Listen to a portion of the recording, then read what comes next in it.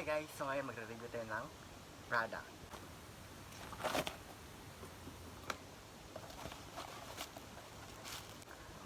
So ngayon ay review natin is yung speaker na K12.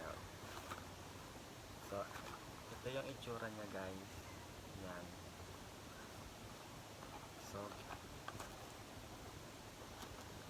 in-order ko to last month. Ngayon ko na siya i-review. Ang niya, colorful karaoke sound system. So yan. Yan yung K12. Nagamit ko na siya ng ilang buwan or baka years na. Kaya medyo sira-sira na yung karton niya. Yan. So tanggalin na natin siya sa box. Bagong unbox. Pero old. So meron siyang mic.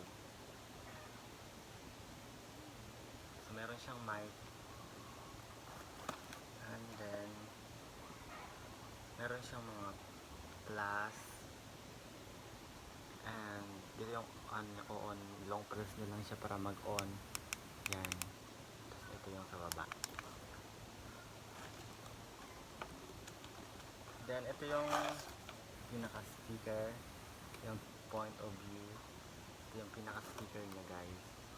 So yan.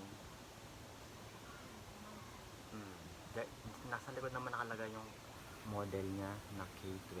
Yan. So luma na siya guys kasi nga nagamit ko na siya.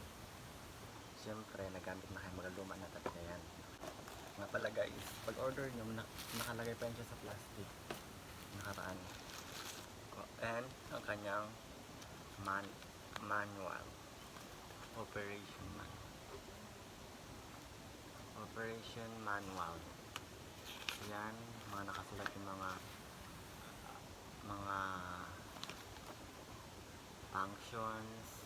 functions. Yan, paano mo siya i-connect and paano siya i-charge. Kasi yan dito, ito ay yung long press. So ilong press mo lang siya para mag-on.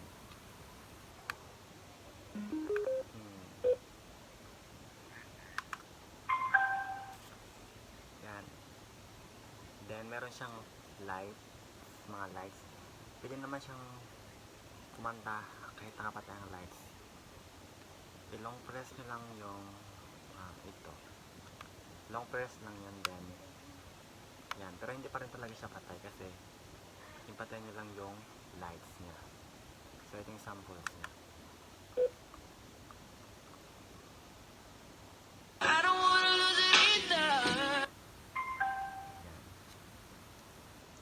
So, may memory card to siya, kaya siya nagkanta.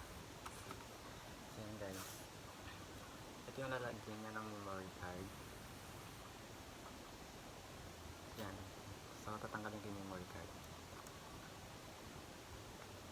Yan. Dito siya nilalagay. And, ibabalik ko lang.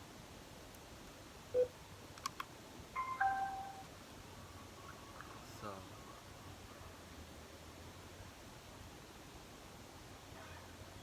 ito lalagyan niya yung USB. So dito misas ko yung USB, then dito naman yung earphone. Kung gusto nyo lang mag-earphone, pero speaker na nga siya, pero gusto mo lang naman mag-earphone. So yan. So yan yung kabuang speaker niya. So kung papatayin mo lang siya, long press mo lang ulit yung ito. Antayin mo lang siyang tumunog. Yan. Pag narinig mo na yung tunog na yun, ibig sabihin, patay na siya. So, yan. So, yan. Ito na nga yung ating mga products. Hindi lang siya makita kasi nga. Yan guys. So, ito na yung actual na karton niya. Yan. Ito yung manual. So, nagamit ko ito yung mic ng mga 6 months. Ngayon, broke na siya. Pero sobrang ganda ng sounds. So,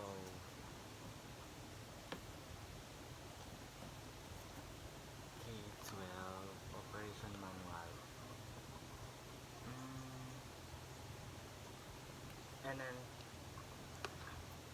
dito naman yung USB po, ay charge sa niya. Type C siya. So, pili mo siyang gamitin sa mga chargers ng mga cellphone or kahit anong charger. Kasi nga Type C. Yan, Type C. Basta Type C yung phone. Type A, di ba? So, yan. So,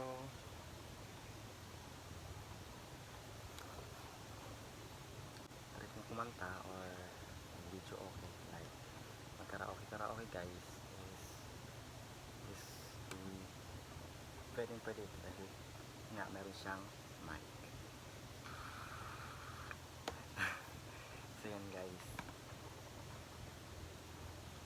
Then ito is kung halimbawa na yung mga lyrics ng kanta pwede mo siyang pinutin para mag -1 siya rin ba -1 na time out para as in parang karaoke lang siya makakanta mo. Pero mas better na downloadin niyo is yung mga karaoke, no? Karaoke. So ito ang ginamit namin for the last 6 months. Sobrang ganda niya. Ngayon, okay pa rin naman siya. Ito lang yung mic ang bumigay na siya. And yung charger niya. So yan guys. Kung balak niyo bumili, nabili ko lang pala ito sa Shopee. Mga around 172 pesos. Yun lang guys. Yung battery niya is sobrang tagal maluhat. Sobrang long battery life. Kaya kahit saan ka pumunta, sobrang out man yan, may power pa rin siya. Basta full charge. So yun guys. Masala naman yung mic. Sobrang tagal na nalubat. As in, dalawang araw mo siyang charge. Kasi na full siya. Sobrang tagal niya malubat.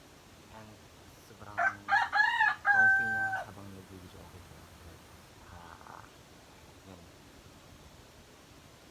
So yung according sa battery niya naman, sobrang tagal niya malubat. Kasi nga matagal siya malubat. Kasi nga full. Pero hindi guys, sobrang tagal niya talaga malubat.